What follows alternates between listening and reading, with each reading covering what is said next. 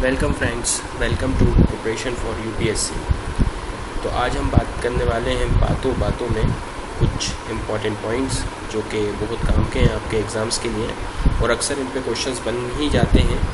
तो आइए बिना देर किए हम डिस्कस करते हैं। सबसे पहले बात करते हैं चार्ल्स कैनिंग की। चार्ल्स कैनिंग का नाम आपने ज़रूर सुना होगा। ब्रिटिश इंडिया में ये गवर्नर जनरल ऑफ इंडिया और वाइस रॉय रहे हैं। तो सबसे पहले तो हम ये देख लेते हैं कि गवर्नर जनरल ऑफ इंडिया ये रहे हैं 1856 से 1858 तक। और उसके बाद जब 1857 के रिवॉल्ट के बाद जो पोजीशन था वो ब्रिटिश क्राउन के पास चला गया ईस्ट इंडिया कंपनी से निकलकर, तो इनको वाइस रॉय भी बना दिया गया। तो ये vice Roy and governor general of India रहे 1858 से 1862 तक। तो इन्हीं के कार्यकाल के कुछ इम्पॉर्टेंट पॉइंट्स जो हैं वो देखिए। जब ये गवर्नर जनरल ऑफ इंडिया थे तो इन्हीं के कार्यकाल में हिंदू विमेंस रीमैरिज एक्ट आया 1856 में। इसके अलावा जो 1857 की यानी 1857 का जो रिवॉल्ट हुआ है, इंडियन रिबेलियन ऑफ 1857, वो इन्हीं के कार्यकाल में हुआ है। दूसरा एक इम्पॉर्टेंट चीज़ इनके कार्यकाल में जो यूनिवर्सिटीज़ बनाई गई, university of Calcutta, university of Bombay and university of Madras, वो इन्हीं के कार्यकाल में 1857 में इस्टेब्लिश की गई। तो उसके बाद ये वाइस रॉय बन गए। तो जो क्वीन विक्टोरिया का प्रोक्लेमेशन हुआ है 1 नवंबर 1858 में, कहाँ पे हुआ था? ये इलाहाबाद दरबार में हुआ था। तो ये क्वीन विक्टोरिया का प्रोक्लेमेशन इन्हीं के कार्यकाल में हुआ। उस समय जो थे यही वाइस रॉय थे। और इन्हीं के कार्यकाल में गवर्नमेंट ऑफ इंडिया एक्ट 1958 भी आया, जिससे जो पोजीशन था वो कहाँ चला गया? ब्रिटिश क्राउन के पास चला गया। और सिस्टम ऑफ बजट जो इंट्रोड्यूस हुआ वो भी इन्हीं के कार्यकाल में हुआ। इसी के साथ एक इम्पॉर्टेंट पॉइंट आप नोट कर लीजिए, अक्सर इसमें क्वेश्चन बन जाता है कि हमारे कॉन्स्टिट्यूशन ऑफ इंडिया में कौन सा आर्टिकल है जो कि बजट से रिलेटेड है। तो वो आर्टिकल है 112। और बजट टर्म कहीं भी वहाँ पे यूज़ नहीं हुआ है। कौन सा टर्म यूज़ हुआ है? Annual financial statement. तो इसको आप ध्यान में रखिएगा, अक्सर क्वेश्चन इस पर बन जाता है, बहुत इजी क्वेश्चन होता है। और इसी से रिलेटेड मैं एक क्वेश्चन आपसे पूछता हूँ जिसका आंसर मैं आपको वीडियो के लास्ट में बताऊंगा। तो क्वेश्चन है कि which article of Indian constitution is about annual financial statement in state. यानी हमने देखा केंद्र के लिए तो कौन सा है? 112। तो स्टेट्स के लिए एनुअल फाइनेंशियल स्टेटमेंट या बजट के बारे में कौन सा आर्टिकल है, कौन से आर्टिकल में कहा गया है? तो आपके ऑप्शन से 200, 201, 202, 204। तो आपको बताना है सही आंसर क्या है और कमेंट करके बताइए सही आंसर, लेकिन मैं आपको बताऊंगा वीडियो के लास्ट में। तो आगे बढ़ते हैं। फिर 1857 एक क्वेश्चन ये बन सकता है कि गवर्नर जनरल कौन थे जब 1857 का रिवॉल्ट हुआ? तो अभी जैसे हमने आपको बताया लॉर्ड कैनिंग थे। अगर आपसे ये पूछा जाए कि गवर्नर जनरल ऑफ इंडिया की पोस्ट एस्टेब्लिश कब हुई, तो उसके लिए आपको ध्यान में रखना है कि गवर्नमेंट ऑफ इंडिया एक्ट 1933 जो आया था, जिसको सेंट हेलेना एक्ट 1833 जो आया था, उसको सेंट हेलेना एक्ट 1833 आपको याद रखना है नाम। इसको सेंट हेलेना एक्ट 1833 भी कहा जाता है। तो इससे ये पोस्ट जो थी गवर्नर जनरल ऑफ इंडिया की ये एस्टेब्लिश की गई थी। ठीक है ना? तो ये आपको याद रखनी है ये चीज़ें। अच्छा, इसको सेंट हेलेना एक्ट क्यों कहा जाता है? तो इसका रीज़न आप ध्यान में रखिए ताकि आपको याद करने में आसानी हो जाए कुछ चीज़ें, कुछ पॉइंट्स।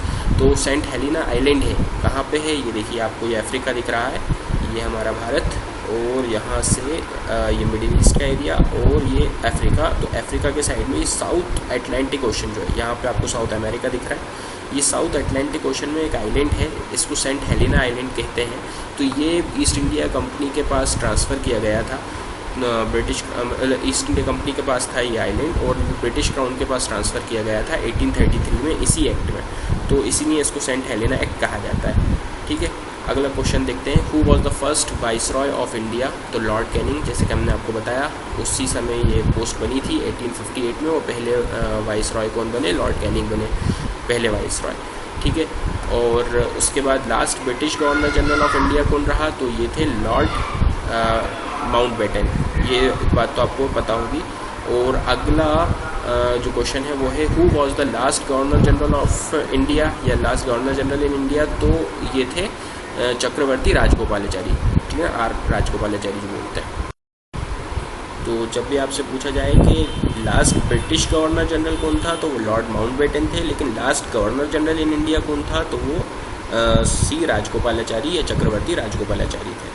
ठीक है फ्रेंड्स, ये बहुत इंपॉर्टेंट पॉइंट्स हैं। बच्चे जो हैं बहुत सिली मिस्टेक्स करके आते हैं। मुझसे खुद कुछ एग्ज़ाम्स में सिली मिस्टेक्स इस तरह की हो गई थी, तो मैंने यही सोच के वीडियो बनाया ताकि आपको दिक्कत ना आए। तो ऐसा हो जाता है अक्सर, छोटी छोटी सी बातें ध्यान में नहीं रहती, हम अक्सर बड़ी चीज़ें याद रखते हैं, पढ़ते हैं, छोटी सिली मिस्टेक्स कर जाते हैं, इससे हमारा ही नुकसान होता है। तो आप उसको ध्यान में रखिएगा। अगला क्वेश्चन है, who was governor general at the time of Jallianwala Bagh massacre. तो जलियांवाला बाग मैसेकर कब हुआ, तो ये हुआ था 1919 में जलियांवाला बाग मैसेकर। और इस समय लॉर्ड चेम्सफोर्ड जो थे, जो कि 1916 से 1921 तक गवर्नर जनरल और वाइस रॉय रहे, तो वो इस समय गवर्नर जनरल थे। ठीक है, तो याद रखिएगा जलियांवाला बाग के समय कौन थे, लॉर्ड चेम्सफोर्ड। और जलियांवाला बाग कब हुआ था, 1919 में हुआ था। अगला क्वेश्चन है, who was governor general at the time of non cooperation movement. तो नॉन कोऑपरेशन मूवमेंट आपको पता होना चाहिए। नॉन कोऑपरेशन मूवमेंट बहुत इंपॉर्टेंट है, 1920 से 1922 तक हुआ। और चोरी चौरा इंसिडेंट जो हुआ था उसके बाद 1922 में इसको वापस विड्रॉ कर लिया था महात्मा गांधी ने। तो उस समय दो गवर्नर जनरल का कार्यकाल गुजरा है। ये 1920 से 1922 के बीच में गवर्नर जनरल चेंज हुए थे। तो 1916 से 1921 तक लॉर्ड चेम्सफोर्ड चले आ रहे थे, तो उनके समय में नॉन कोऑपरेशन मूवमेंट शुरू हो चुका था।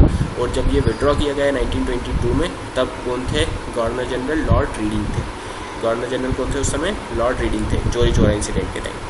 ठीक है, अगला क्वेश्चन है, who was governor general at the time of civil disobedience movement. तो सिविल डिसोबीडियंस मूवमेंट आपको पता होगा, सॉल्ट सत्याग्रह भी कहा जाता है। और सॉल्ट मार्च से शुरू हुआ था, साबरमती आश्रम से शुरू किया गया था।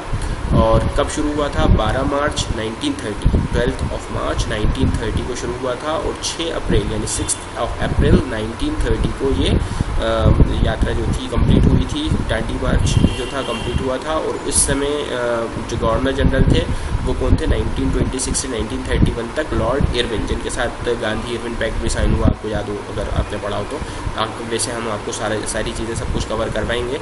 बस आप जुड़े रहिए, हमारे चैनल को सब्सक्राइब कर लीजिए और निश्चिंत होकर पढ़ाई कीजिए। इसमें आपको सारी वो चीज़ें मिलेंगी जिससे आपके मोस्ट प्रोबेबली जिससे क्वेश्चन बन सकते हैं। आपके चाहे स्टेट PCS हो या UPSC प्रीलिम्स की बात कर रहे हैं। इजी क्वेश्चंस नहीं बनते, थोड़े ट्रिकी होते हैं, लेकिन हम आपको सारी चीज़ें पढ़ाने की पूरी कोशिश कर रहे हैं। और चलिए आगे देखते हैं। तो इसी समय कार्यकाल, क्योंकि ये 1934 के समय तक लगभग चला, गांधी जी जेल चले गए और सारी चीज़ हुई, तो ये गवर्नर जनरल 1931 में चेंज हो गए। कौन आ गए, लॉर्ड विलिंगटन आ गए 1931 से 1936 तक। अगला क्वेश्चन है, who was governor general at the time of quit India movement. तो क्विट इंडिया मूवमेंट कब हुआ था, ये स्टार्ट हुआ था 8 ऑफ अगस्त 1942, मुंबई में स्टार्ट हुआ था। आज़ाद मैदान है मुंबई में, वहाँ से। और उस समय गवर्नर जनरल कौन थे, 1936 से 1943 कौन चले आ रहे थे, लॉर्ड लिनलिथगो। तो लॉर्ड लिनलिथगो जो थे वो हमारे गवर्नर जनरल थे उस समय इंडिया के। और ध्यान रखिए आप, क्विट इंडिया मूवमेंट के टाइम गवर्नर जनरल कौन था, लॉर्ड लिनलिथगो। फिर अगला क्वेश्चन है, who was governor general at the time of चोरी चौरा इंसिडेंट। तो हम आप बता सकते हैं, हम पढ़ ही चुके हैं, पहले मैंने आपको बताया पिछली स्लाइड्स में कि लॉर्ड रीडिंग जो थे 1921 से 1926 तक थे। और 1922 में ही चोरी चौरा का इंसिडेंट हुआ है, तो इन्हीं के कार्यकाल में हुआ। तो कौन थे, लॉर्ड रीडिंग थे। ठीक है, ये चीज़ आप ध्यान में रखिए। और अब मैं आपको एक आपके फ़ायदे की चीज़ बताता हूँ। आप फेसबुक जाइए, फेसबुक ओपन कीजिए। फेसबुक आप सब चलाते हैं, फेसबुक पे आप सर्च कीजिए प्रिपरेशन फॉर UPSC। ये हमारा पेज है, इसको आप सब्सक्राइब कर लीजिए, इसको लाइक कर लीजिए। और इससे क्या होगा कि आप जुड़ जाएंगे। यहाँ पे हम क्वेश्चंस पोस्ट करते हैं प्रैक्टिस के लिए आपके, तो आप वो क्वेश्चंस पे अटैम्प्ट कीजिए। और जो हम वीडियोज़ अपलोड करते हैं उसके नोटिफिकेशन आपको यहाँ पर मिल जाएंगे। तो आपका डबल फ़ायदा हो जाएगा, जितनी आप प्रैक्टिस करेंगे उतना आपका फ़ायदा है। और हमने आपसे जो क्वेश्चन पूछा था उसका आंसर आप देखिए। क्वेश्चन था, which article of Indian constitution is about annual financial statement in states. तो ये इसका सही जवाब है आर्टिकल 202। आर्टिकल 202 इसका सही आंसर है। और साथ ही मैं आपको जाते जाते रिक्वेस्ट करूँगा कि आप सब्सक्राइब का बटन जो आपकी वीडियो के नीचे आ रहा है, इसको सब्सक्राइब का बटन क्लिक करके चैनल को सब्सक्राइब कर लीजिए, ताकि जो भी हम वीडियो अपलोड करते हैं तो वो आपको टाइम पे मिल जाए। आपको वीडियो पसंद आई हो तो आप लाइक कीजिए। और साथ ही ये बेल आइकन जो है इसको आप क्लिक ज़रूर कर दीजिए, ताकि जो भी वीडियो जैसी अपलोड होगी तो आपको नोटिफिकेशन मिल जाएगा। थैंक यू, मिलते हैं अगली वीडियो में।